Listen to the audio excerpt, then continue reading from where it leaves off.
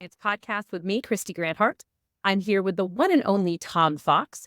This week, we're covering our brand new regulator in Europe, why employees at AI developers are publicly concerned about retaliation for warning about the rise of the machine, California's new workplace violence compliance requirement, and why it's a bad idea to try to buy beer in Florida using a live alligator for payment. But first, Tom, how has your week been, and what do you think is the most interesting development? Christy, what I am actually most interested in is you just went to a great conference Uh, and it's Women in Compliance. And what's great about this conference is the following. This conference is a direct result of two women, and those two women were Mary Shirley and Lisa Pine. And they had an idea for a podcast, and they named it Great Women in Compliance. It was so successful that Compliance Week had a panel several years back on women in compliance, and they had a lunch, and then they started an entire conference. And I hold that example up as, you want to change the world? I can't say Mary and Lisa started out to change the world, but boy, they sure did. And every time I get the chance, I celebrate it. So with the Change the World intro, how did you guys change the world this fun? it was magnificent. We had a great time. I got to say, they have two conferences going at the same time, the Women in Compliance and the Third Party Conference.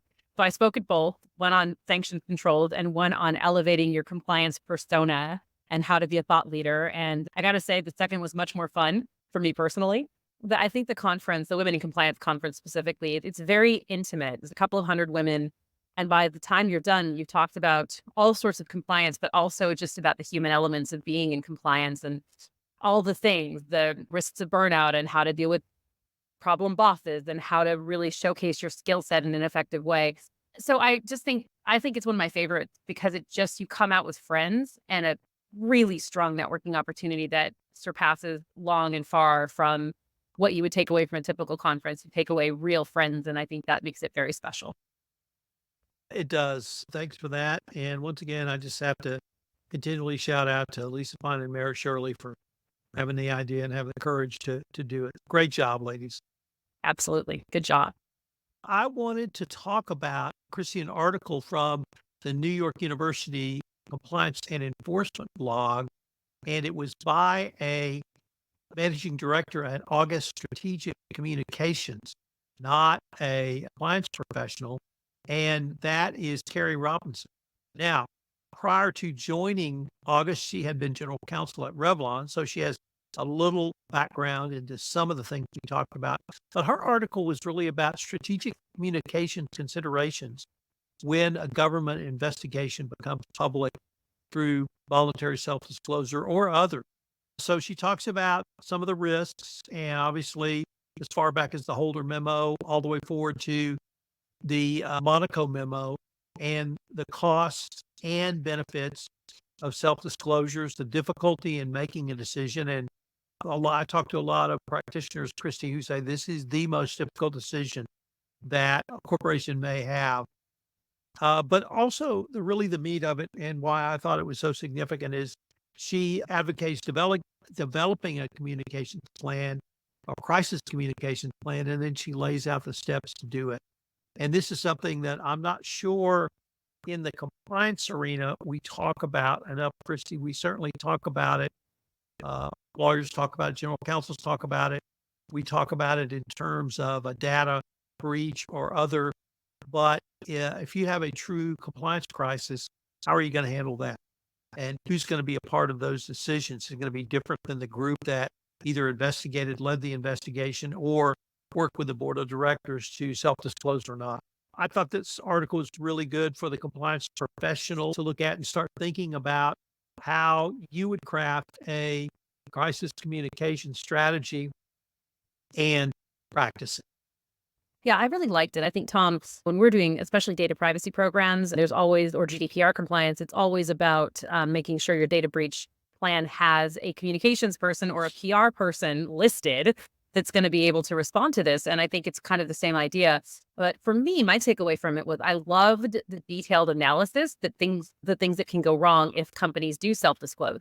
We have seen so many reinforcements recently of you must self-disclose, you must self-disclose, you must self-disclose from the DOJ, from the SEC, the pilot programs for individuals. There's so much going on there. But really, if you're looking at shareholder actions, debarment by state and local agencies, not something I'd really thought of before because you're cooperating with DOJ. The fact that your SEC reports have to say that you've self-reported and about the cost, et cetera. I think that one federal regulator being happy with you and then a whole host of other negative consequences is a really good thing to consider. And I'm sure companies do when they're with their outside counsel, but I'm not sure we think about it enough prior to that. And it's a good one. I think that people should take a look at it.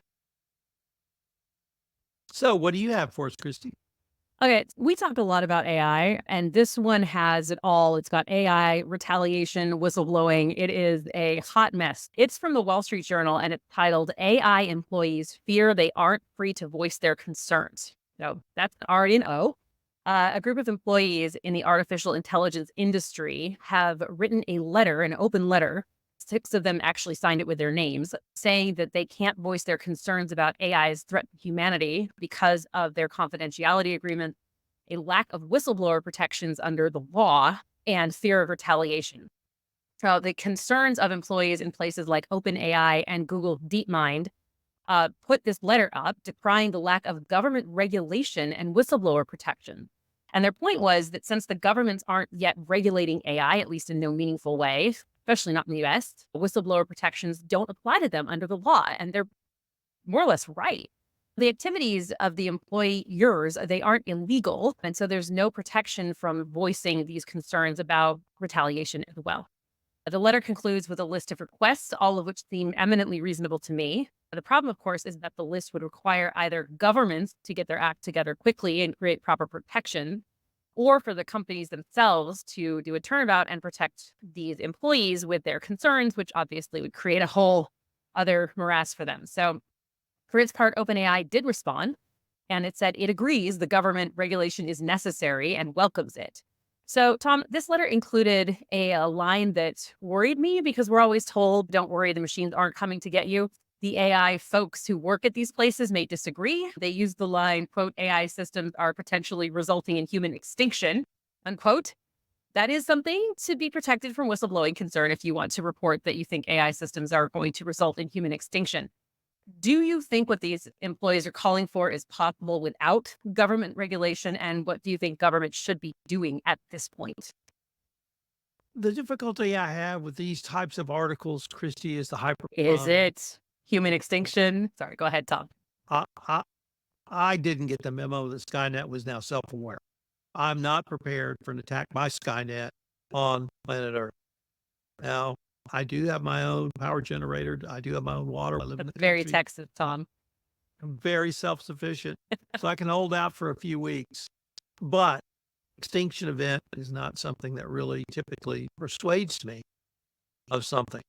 So that's sort of point one. It's just another tool. And that was the main message I got from Compliance Week. It's, hey guys, this is a tool. Manage it like you would a tool. I offer quicker, faster, maybe. It's not going to replace Christy Grant Hart. It's not going to replace Tom Fox. Doesn't mean we might not use it, but we might not advocate it being used.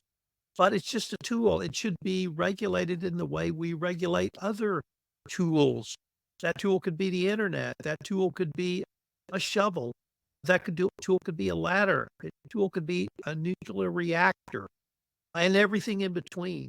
We do need some sort of government regulation, and we do need whistleblower protection, but we probably already have those in place, notwithstanding any NDAs, because if there's a criminal violation going on or a safety violation going on, OSHA has those protections. Obviously, the SEC and the DOJ, the SEC does, the DOJ will shortly, the FTC, the CFPB, a wide variety of agencies have those. If we want to put those in place specifically around AI, I'm for that as well. And I think that the EU is moving more faster. Sorry about that. For all you language experts out there, more quickly than the United States Congress. But, Congress may move on this. I agree. I disagree with this cyber bowl. We've got to quit saying extinction events are around the corner. Your job might be something that you might want to consider, but I'm frankly not worried about Skynet launching a missile to hit the outskirts of Kerrville and wipe me out. I think they may have a point in terms of if they call the whistleblower hotline and at the company and and they go, sorry, you're fine. I don't know. We'll see what happens, but I'm not anticipating the end of the world. I would, however, like the people who are working on the end of the world to be able to complain about it if they're concerned. Or maybe just go back and read the book of Revelations and Right. draw comfort from there. Next. Citgo 6. Part of this story has fascinated me for a long time. And the background to the story is that Citgo, it sold itself in the 90s to the Venezuelan national oil company, PDVSA. In the 90s, Venezuela was a staunch ally of the United States, and the U.S. government supported this. That staunchness dropped considerably during Hugo Chavez's regime, and now under Nicolas Maduro, it's gone to its nadir. But Citgo is still owned by PDVSA. Query, is Citgo a foreign enterprise or an agency of the Venezuelan government? Because they're 100% owned and controlled. If you do business in Corpus Christi, Texas with Citgo, do you need a FCPA compliance program? Perhaps I'll leave that one for another day. But what happened here was 6 Citgo executives went to have meetings with their corporate overlords in Venezuela and were arrested in, I think it was 2019, and they were held in jail for 3 years. They were released in 2022 as a part of a prisoner exchange deal. And now these 6 have sued Citgo, saying Citgo itself was in on the setup to send them to Venezuela. Now, first of all, I have to shout out to a good friend of mine, Randy Sorrells. He's the plaintiff's lawyer in this case. And Randy is one of the top plaintiff's lawyers in Houston. He is not someone you want to tangle with. And so if there's anyone to bring this case, it's Randy Sorrells. Shout out Randy. But beyond that, it brings up some just fascinating questions, Kristy, that only a complete legal nerd would want to try to unpack, which is if you are owned and controlled by an entity and that entity requires you to send executives for meetings, and that entity is owned by the Venezuelan government who turns around and arrests you, does that mean there's liability for your employer? Typically, you can't have employer liability for injuries if you have workers' compensation insurance. Now, that deals with an injury on the job, and I certainly understand the difference in that. And here we have an intentional act. So that would take it out of workers' comp, which is the traditional bar. But if these employees can sue Citgo itself, they can attach Citgo assets. Part of the beauty of the geekness of this matter is some creditors of PDVSA were able to persuade a federal bankruptcy court to auction off Citgo to pay debts that they were rightly owed by PDVSA. Citgo is currently being auctioned off. And that's really the reason for the timing of this lawsuit. It's not a statute of limitations, I don't think. And query, will there be anything there to get? Because if one of these creditors just wants to sell pieces of Citgo off, conceivably Citgo could go away. Now, that would be a horrible situation for the people who work in these Citgo plants along the Texas Gulf Coast. But if you have an owner who wants to just sell it off for scrap, they got the right to sell it off for scrap. So there's not even multiple dishes being twirled on here. It's not even 6-level chess. It's 6-level chess on plates that are being twirled. It's probably 6 being going at once. There's a lot going here. It's foreign policy. It's foreign affairs. It is wrongful detention. It is corporate oversight and governance. It is employee rights. And these men, they were all men, they suffered horribly in the detention from when they were arrested in Venezuela. I am really intrigued by this. I'm not sure if there's a cognizable claim, but there may well be here. I can't think that this is going to happen again, but now it's happened. So is compliance stranger than fiction? Sometimes, yeah. I'm going to follow this one. Obviously, I've been thinking about it a lot.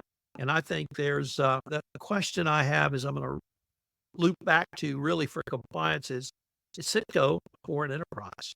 Because it's owned by a agency of the Venezuelan national government.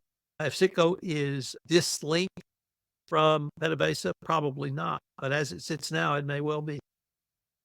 Questions and morass. These are things that we're happy most compliance officers don't have to deal with. The setting up of executives to go to jail and be pawns in a terrible schemes. I wish them all the best too. Tom, you brought up statute of limitations. We have an exciting statute of limitations change in the sanctions world. See how I did that? It's a good link. What do you think? Okay. I'm going to go with it. So I'm going to move on to something with Michael Volkov, our great friend, and it's about his favorite topic, which of course is sanction. So his piece is titled Congress Extends Sanctions Statute of Limitations and Addresses Other National Security Issues. So I didn't see a lot of press on this, but I think it's pretty interesting. So President Biden has been busy lately when it comes to sanction. And recently he signed a package of national security legislation called the 21st Century Peace Through Strength Act. Interesting title. The act includes the doubling of the statute of limitations for civil and criminal violations of U.S. sanctions programs from 5 to 10 years. That is a long difference in the world of document retention. And companies will be definitely thrilled with that. So Volkov says you need to look at your records retention policy because these periods will most certainly expand.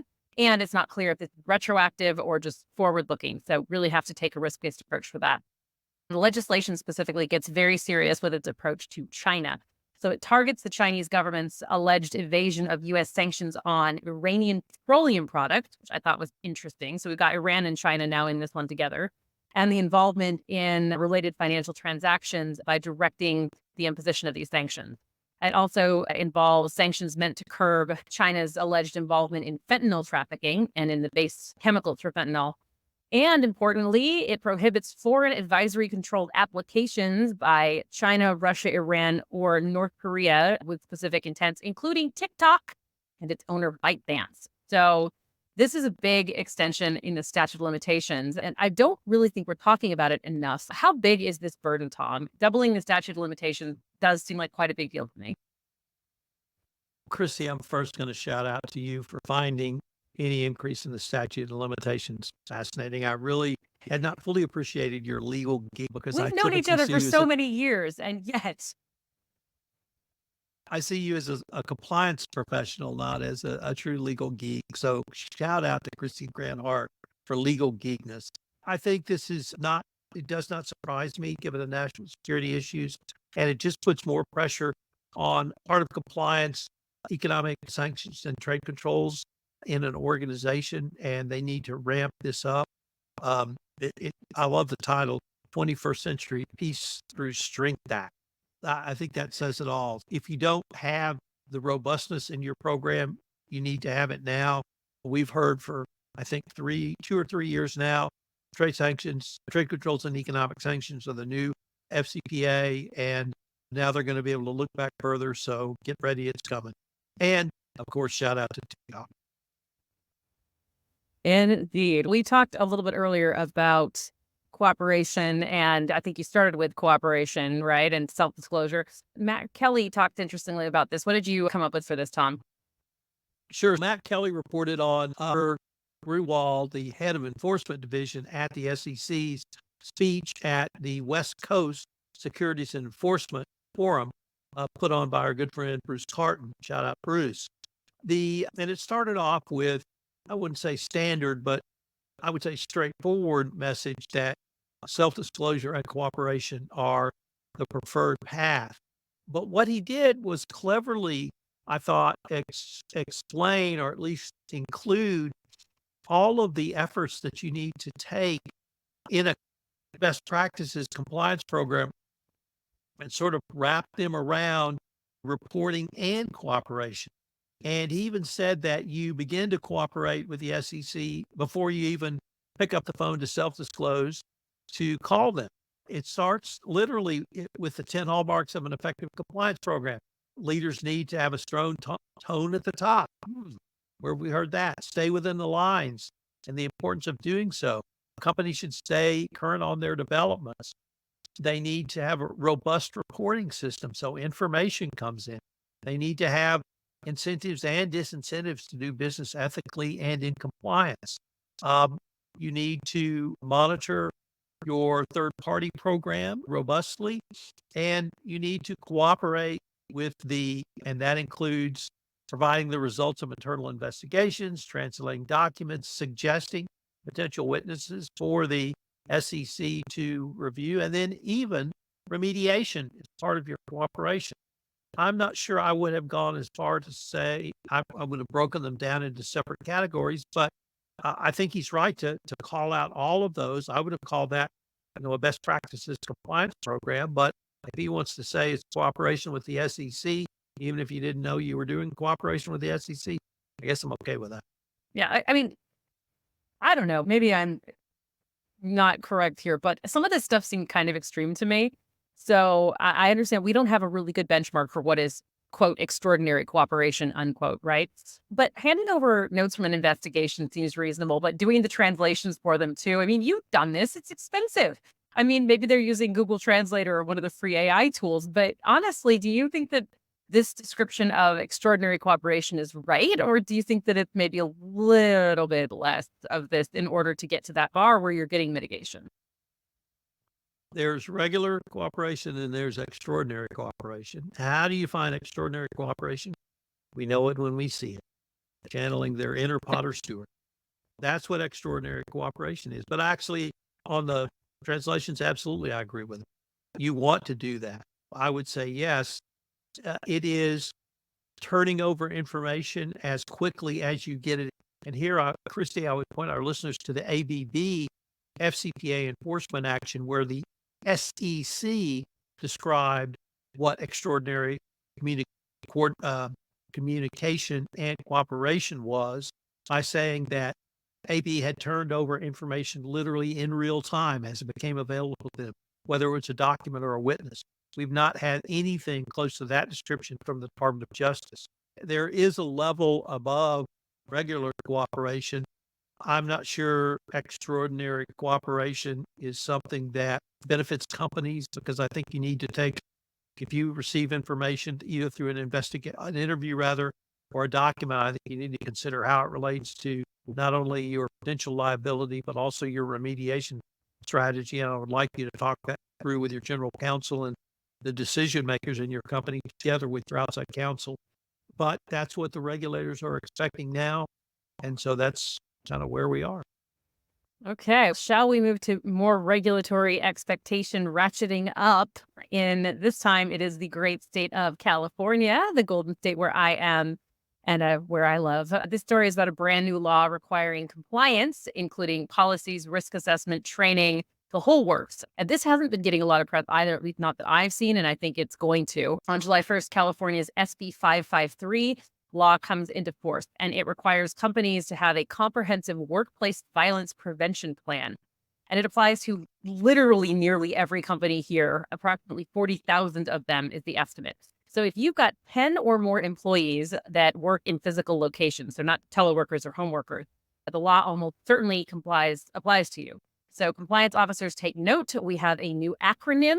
And if who doesn't love a new good acronym, this is WVPP, which is Workplace Violence Prevention Plan.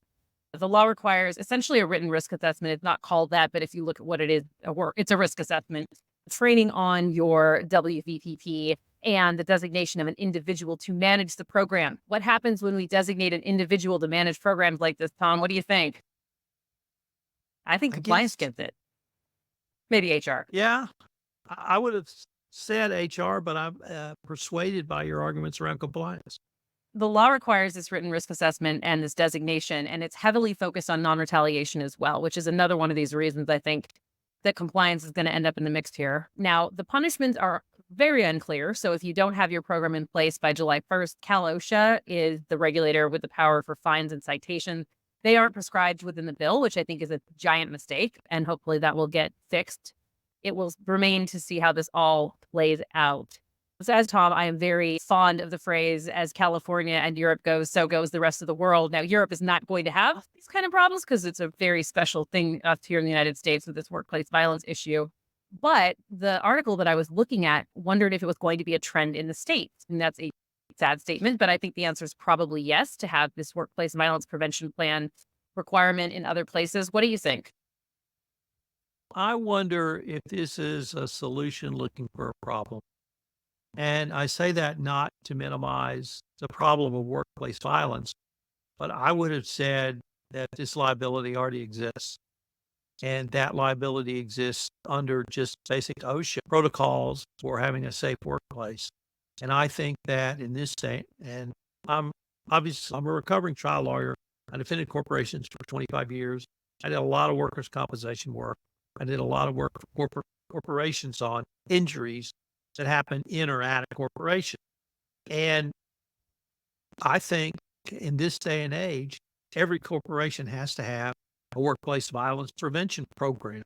And if you don't, that is, you're on notice now that could happen to your organization. How do you think about guns in the parking lot? How do you think about guns in the workplace? I mean, all of those things Matt Kelly and I have talked about for years. So I guess it doesn't hurt to have this specific program. I would have said it already existed, but if it puts more of a spotlight on this, perhaps that in and of itself is a good thing. And I think this is good business too. Um, Many people don't want to work in a place where they don't even think it's safe to be there. Years ago, we used the phrase going postal. Mhm. And I think, unfortunately, that now is a reality of modern America.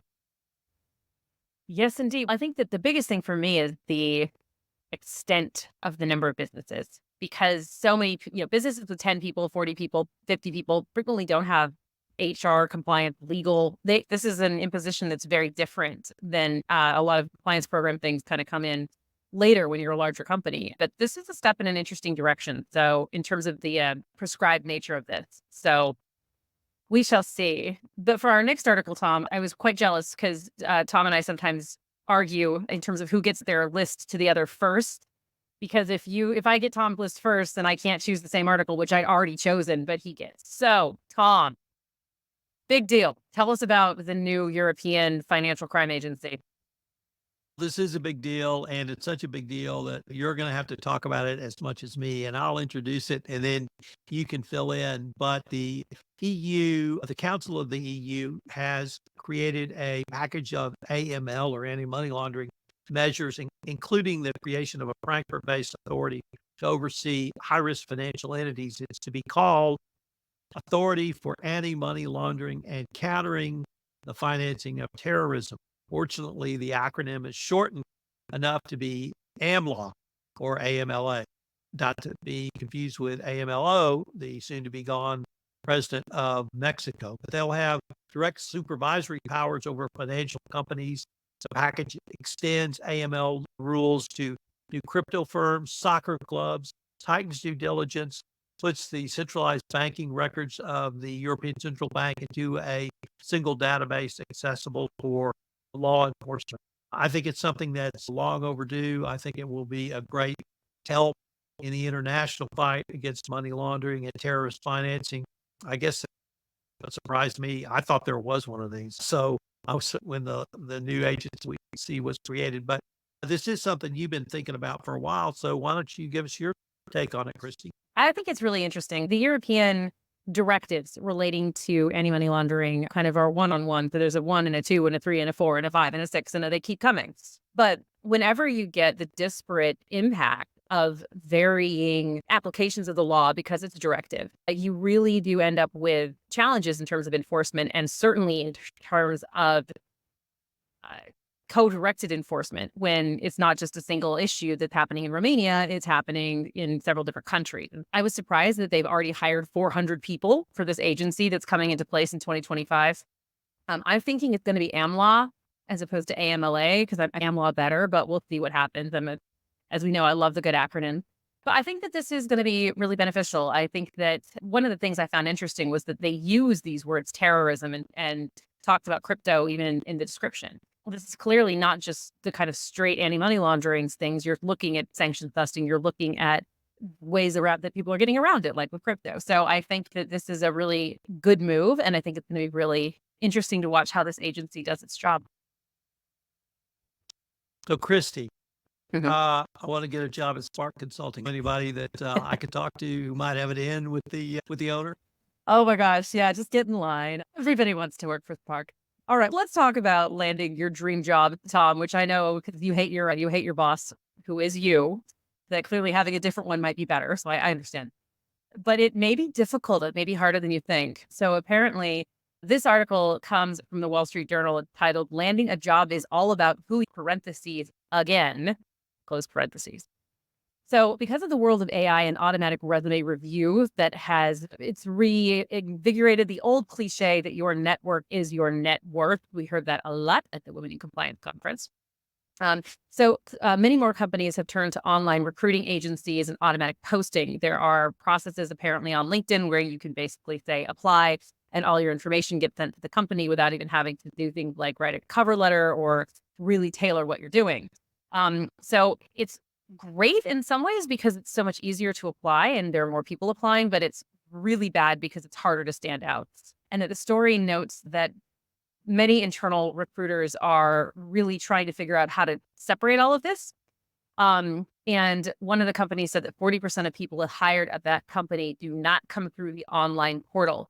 And Glassdoor's statistics are worse. They found that you've only got a 50% chance of getting to the initial review if you come from referral. That doesn't sound great. However, you've only got a 12% chance if you apply through the online systems.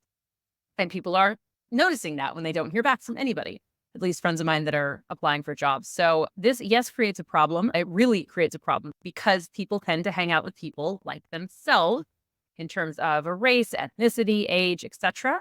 So it really is problematic if you're looking just to referrals from a corporate diversity effort perspective.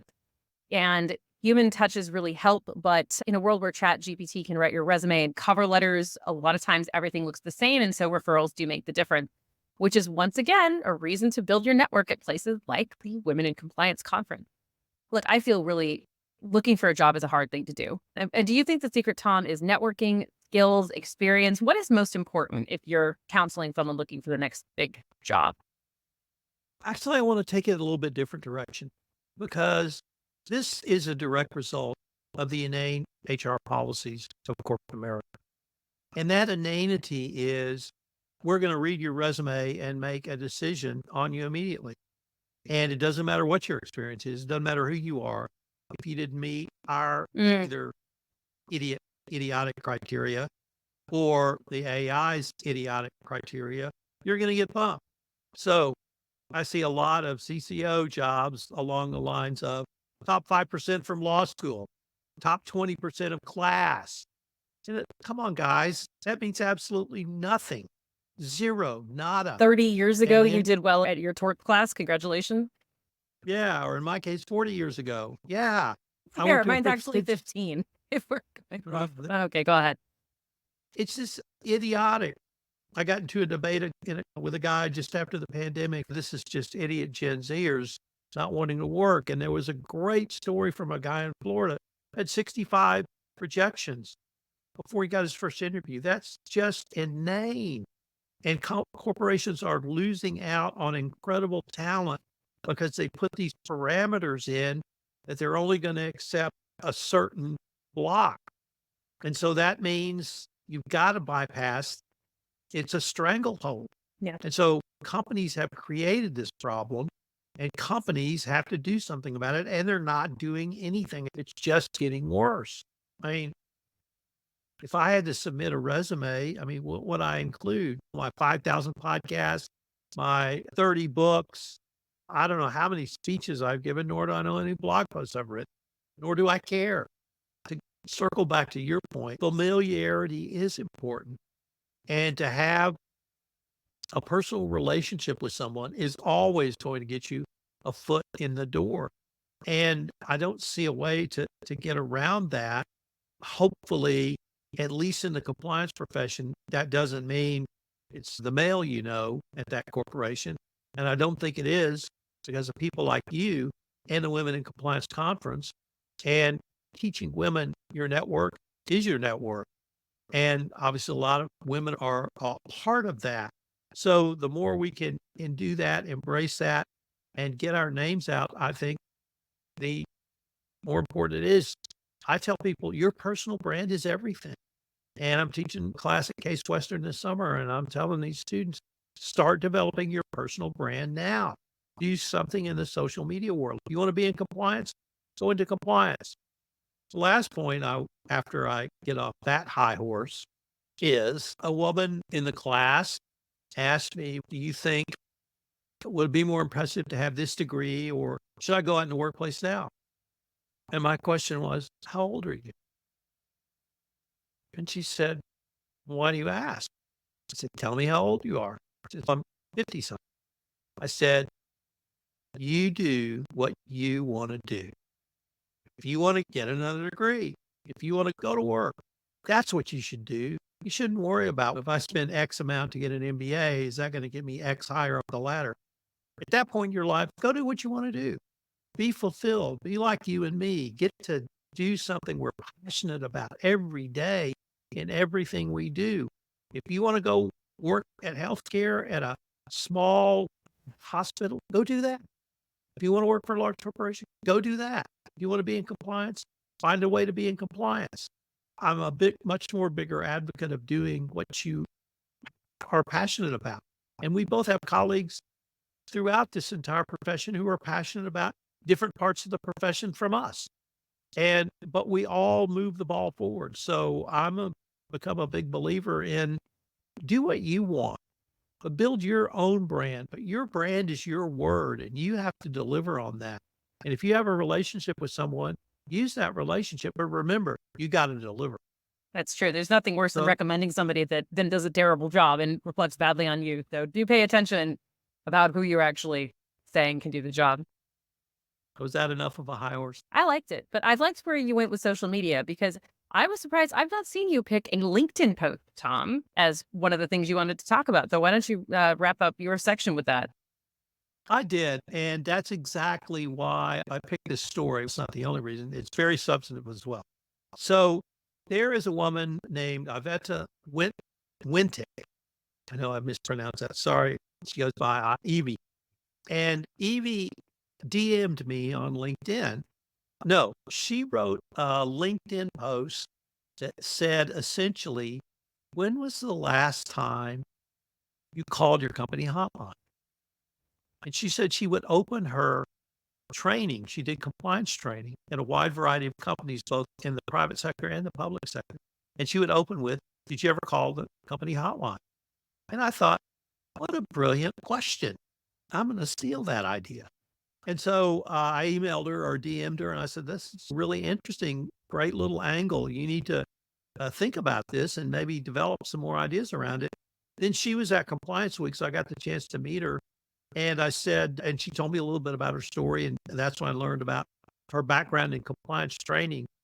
And I said, and she's not a lawyer. And so I said, what are some of the other ideas you have around training? And she told me, I said, why don't you put together a 10-part series on LinkedIn? You don't have to write blog posts. You don't have to write a long form article. Just use the LinkedIn format, see where that might take you. So she did. And so what I cited to, I think, is number 7, which is, what is trust? And what is your company culture around the hotline? And do employees trust the system? And she gives a couple of paragraphs of explanation, but then she gives specific pointers on how to build trust on the hotline. And I think it's brilliant. And I told her at the end of this, you're going to have 10 and you want to write a longer form paper. You got the outline. You really wanted to go all out, expand it into a book. You can do that. But she is building her own personal brand on LinkedIn, talking about as basic a nuts and bolts aspect of compliance as there is, which is the hotline. And I think it's just absolutely brilliant. And it shows to me the power of personal branding. It shows to me the platform of LinkedIn, what it can bring to people like you and me, digesting that information. It's able to demonstrate someone who probably would never get past the AI chatbot when she submits her resume. But as a subject matter expert on compliance training, guess what? This gal knows her chops. And I love that story. I love what she's doing. And I thought it was something that I wanted to highlight. And after that last story about AI, it seems to fit. It does seem to fit. And I also think that it highlights the importance of social media, which certainly the last thing I did in my speech, Tom, you'll enjoy this, was take pictures of the room and tell them that all they have to do is reshare, because I've already taken a photo of them at the conference so that people can know that they were there. And that if that's the very first social media post that they take and actually share with the world, that's going to be an easy one to do, and that they should do it because, again, it matters. That it does. All righty. Shall we wrap up with Florida Man? Yes, indeed. Of course we should. What do we got? This one I particularly like this one, Tom. What happens when our Florida man really wants a beer but just doesn't have any cash on him? The obvious answer is to use a live alligator as payment. I mean, obviously. So our story starts when 32-year-old Bill Jenkins went into a convenience store looking for a 12-pack. He must have been quite a sight as he entered, because he came in with a 4-foot alligator around his neck. I'm not quite sure how that works. I think it's probably on his shoulders, but I digress. When he got to the counter, he offered the alligator as a method of payment. The cashier was uncomfortable and called police. Mr. Jenkins tried to leave but was stopped. He explained that he'd retrieved the alligator from a nearby swamp and had intended to domesticate it and make it his pet, like you do. But the beer was calling to him and it felt like a fair trade. Jenkins was charged with having an alligator without a permit and trying to exchange a live animal. Weirdly, Tom, this is not the first time someone in Florida was charged for trying to buy beer with a live animal. In 2018, another Florida man tried to buy beer in exchange for an alligator. And more weirdly, in 2015, another resident tried to pay for a cold one with a... Next time, Florida man, try to stick to cash, check, or credit. I want to run a compliance program around having an alligator without a license. You have to comply with the law. And with that, until next time, I'm Kristy Grant Hart. And I'm Tom Fox.